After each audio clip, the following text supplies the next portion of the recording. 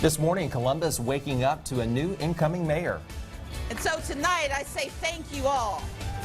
Now let's go get it done. Plus, Stacey Abrams wins Georgia's Democratic primary governor nomination. Now she's gearing up for the general election. And this morning, summer is vastly approaching. Your next vacation can be right here at Six Flags Georgia. We'll take you there. On your side, this is News 3 This Morning. Good morning. Taking a live look at the Phoenix City Amphitheater camera. The time and temperature, of course, 6 o'clock on the dot as we head into this Wednesday. Good morning, everyone. I'm Greg Lloyd, along with Tila Stahl and meteorologist Jeff Kelly. And before we throw it over to Jeff, we just got some late-breaking information from Lee County. Schools in Lee County, according to Smith Station Mayor Bubba Copeland, are now delayed by 3.5 hours opening. They've had a lot of problems there with water, and in fact, bridges are out on Lee Road 318 and Lee Road 319. So it caused a lot of trouble, especially for Lee County. Yeah, we're talking about 3 to 4 inches of rain, and there's still maybe another inch to go. So that's why we have the flash flood warnings in effect until 8:15 in a lot of counties, but it's going to be around for a while. So I want to take the extra time. This is not your average commute morning by any means, and some of you will be just fine, but you could pop just all of a sudden and hit a ponding area, and boom, you go. And you want to be very careful crossing any of these flooded areas. It's not worth taking that risk, definitely. Let's take a look at right now. Let's check in the morning news. And a good morning to you, and thank you for trusting News 3 as your local election headquarters. You can find the results of all of our state and local races on the bottom of your screen or at our website. We did have results coming in all overnight, so let's get right started now with some of the top races of interest. This morning we begin with a Columbus mayoral race where Skip Henderson came in first and finished with 56.4% of the vote. Zeph Baker was his closest challenger with 32%. Danny Arancibia came in third with 5% of the vote. Beth Harris came in fourth with 4%. And you can see Charles Roberts was at 1%, as well as Winfred Shipman. The final results came in well after midnight, and the top candidates were not available for comment. Of course, News 3 will have your complete election results coverage throughout the day. And moving to the state races in the Democratic primary for governor, that was between former state representatives Stacey Abrams and Stacey Evans. Abrams is heading to November's general election with 75% of the vote. Abrams is the first black woman in the nation to hold a major party's nomination for governor. And if we fight, this is our moment, our chance to lift up Georgia. And if we fight, if we push, if we work, we will win. If Abrams wins in the general election, she would become the nation's first black female governor. The field of 5 candidates is headed for a runoff on July 24th between Lieutenant Casey Cagle and Secretary of State Brian Kemp. Neither received 50% plus one of the votes to avoid a runoff. Former State Senator Hunter Hill is running third with 18%. Clay Tippins was fourth with 12%. And Clay Tippins is fifth in that race, as we said, and Mark Urbach, who was the sixth gentleman in the governor's race, he pulled out on the Republican side earlier in the month. And continuing with your local election results, the results of Columbus City Council District 1, Jerry Pops Barnes is in the lead with 70% of the vote against Gregory Blue at 3%. Columbus City Councilman Bruce Huff elected for his third term this election. Huff is the councilman for District 3. Juanita Upshaw ran against Huff for the seat. Huff won by 72%. The councilman served 2 terms and says he helped kick off some projects in his district that he's excited to continue.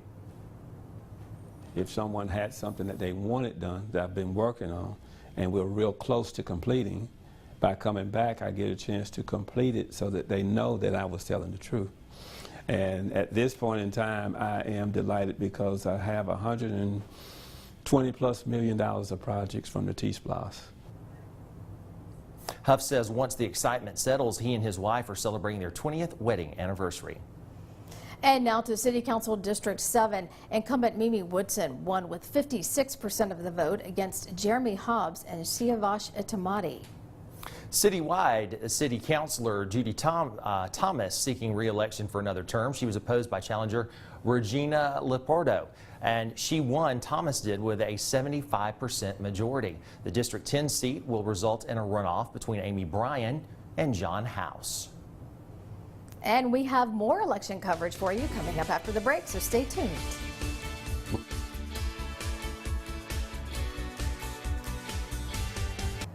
Six Flags Over Georgia is opening a new ride ahead of Memorial Day weekend. That's where we find News 3's Logan Wilbur this morning live. And Logan, what can you tell us about this new roller coaster? Tila, Greg, I'm here at Six Flags Over Georgia. All right, thank you, Logan. Thank you, Logan. Well, more election coverage this morning and continuing in the state races. And the GOP race for Lieutenant Governor will see a runoff.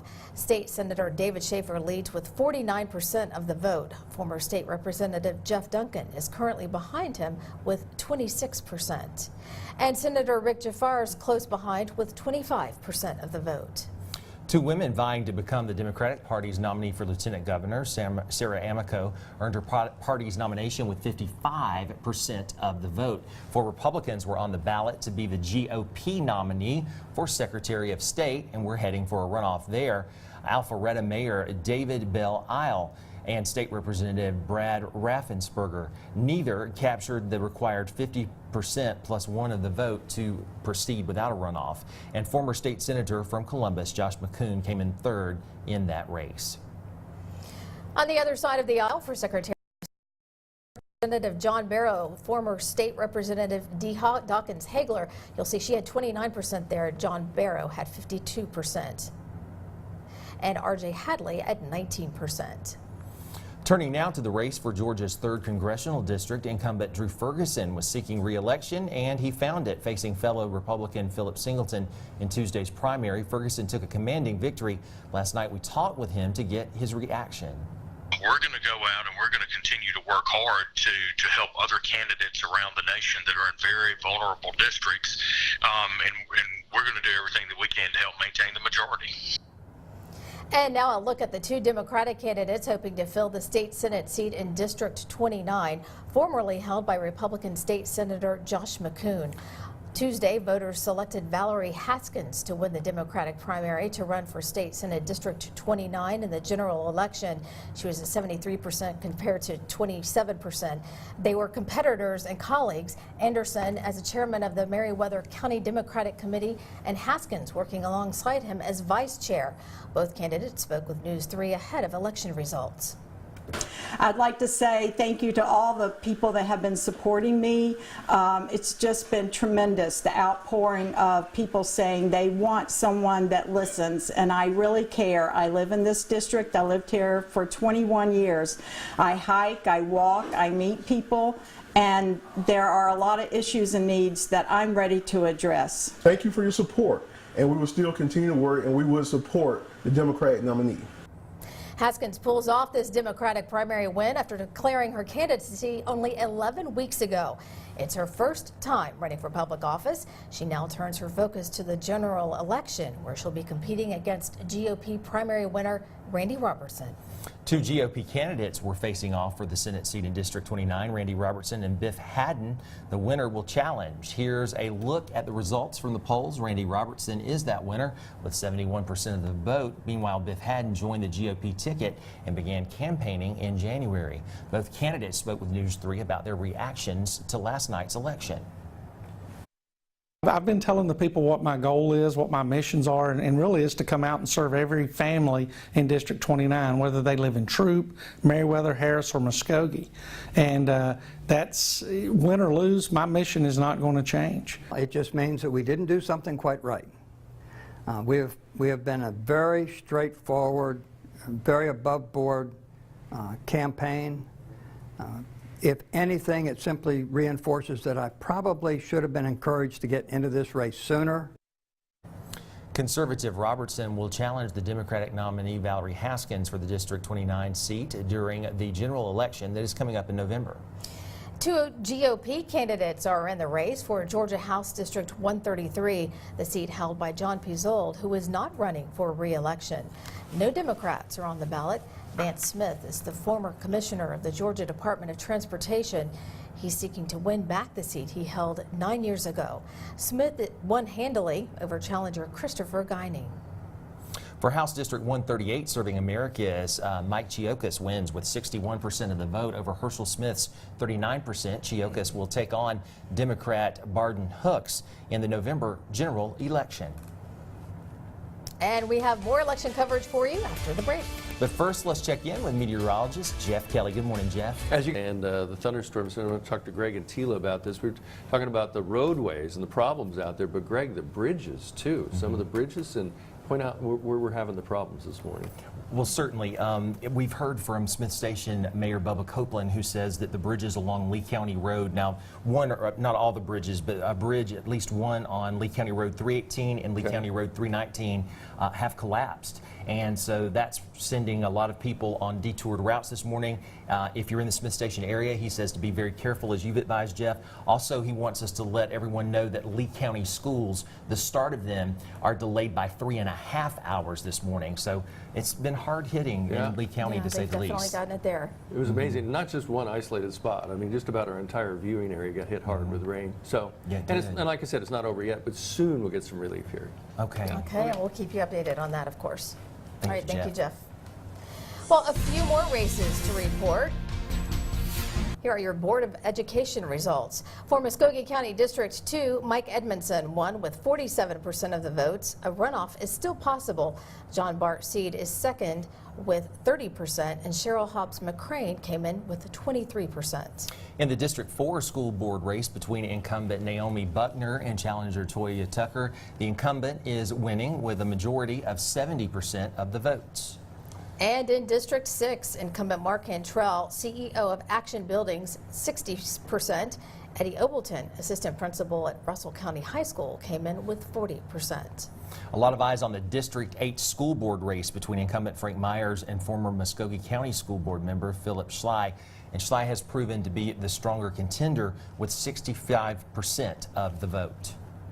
And at large, incumbent Kia Chambers, a broker for Prestige Property Brokers, 75%. Tony McCool, supply chain manager for NCR Corporation, at 25%. Well, we'll continue to update you with local election coverage this morning. And after the break, we'll check in with Logan. He's checking out Six Flags, their newest attraction. We'll be right back. Thank you, Jeff.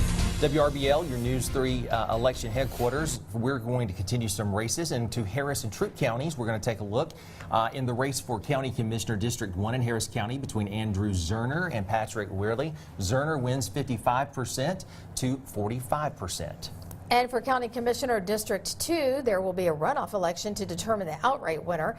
The runoff will be between Rob Coach Grant and Ann Bacher. In the District 3 County Commission race, incumbent Becky Langston facing challenger Richard Marion. Langston retains her seat by a 2-to-1 margin, winning 67% to 33%. And moving over to Troup County for chairman of the County Commission, incumbent James Patrick Cruz defeated Tripp Foster with an overwhelming majority of 71 to 30% of the votes. Moving now to District 7, Troup County Board of Education race, Tanya Jones Cameron won with 54% of the vote, defeating Elijah Cressis and Maya Dowell. Well, we want you to stay with News 3 this morning. We'll be back in about 2.5 minutes. And good morning, Columbus. We're taking a live look at the 13th Street Bridge at 6:31 on this rainy, wet Wednesday morning. Got to be really careful out there this morning for sure. That's right. Welcome back to News 3 this morning. I'm Tila Stahl. I'm Greg Lloyd. We're so pleased to have you with us for our second half hour. Well, it is time now to check back in with Logan and see how things are going at Six Flags over Georgia. Logan, tell us about that new Twisted Cyclone ride. Talk to me while we're going over turns and stuff? I'm gonna try to. All right. Probably not. I'm gonna do a lot of screaming. Okay, because I talk. Put your hand I talk up. the whole time. I guess he's a little busy right now. Yeah, No. I think they're getting ready to take off. Hey, Logan, can you hear us? Guys, we're getting ready to take this ride here. We are on the Twisted Cyclone. Oh, great job, Logan. Well, I'm holding it just glad together. it's him and not us. I mean, I could do that kind of thing in my younger years, but, you know, Oh, I don't know that I can do that anymore. Something tells me you could still pull it off. I have all faith in you. Good job, Logan. We enjoyed that. I try on occasion. That's right. Now we're going to check in with Jeff Kelly, the weather forecast. Right, thank you so much, Jeff. Well, May is National Asthma and Allergy Month, and a lot of people wonder how can they make their homes more inviting for their kids and less inviting to allergens. Tila's standing by in today's Mom's Morning Minute. For more information on triggers and how to manage allergic asthma, visit our website at WRBL.com. Well, we have got Kissin' 99.3's Bear O'Brien on the line right now. Yes, he is. He has more news of the day for us in about 2 minutes. Mayor Bubba Copeland, Smith Station, says that there's a bridge on Lee County Road 318 and Lee County Road 319. Both of those bridges have collapsed, and so the portions of the road are closed down, and schools delayed by 3.5 hours for Lee County schools. Yeah. All right. Thank you, Jeff. Thank you. We'll be right back, everyone. New information just into our newsroom. Breaking news out of Lee County. According to Smith Station Mayor Bubba Copeland, bridges on Lee Roads 319 and 318 have collapsed due to excessive amounts of standing rain and flooding. That's right. Commuters are being asked to take precautions in those areas. Also, the mayor adds that due to those weather conditions, Smith Station schools will have a 3.5-hour delay. So keep that in mind as you head out today. Yes, we'll stay with News 3 this morning on air and online. We'll continue to follow this story as it develops. We'll be right back. Now to your morning rush. All the news and weather you need to know before heading out the door. This morning we begin with the Columbus mayoral race, where Skip Henderson finished with 56.4% of the vote. Zeph Baker was his closest challenger with 32%. Meanwhile, Danny Arancibia in third with 5% of the vote, and Beth Harris came in fourth with 4%. You'll also notice Charles Roberts and Winfred Shipman came in at 1% of the vote. Moving to races across the state in the Democratic primary for governor between State Representatives Stacey Abrams and Stacey Evans, 75% of the vote went to Stacey Abrams. That means she's heading into November's general election. She's the first African-American woman to hold a major party's nomination for governor. All right, a busy morning. Roads and dangerous to try to go through some of these areas. Some of the dips out on the roadways could be some flooding. It could be some dangerous conditions for you, so be aware. Yes, thank you, Jeff. Thank you, Jeff. Thanks for making News 3 a part of your morning. CBS This Morning is up next.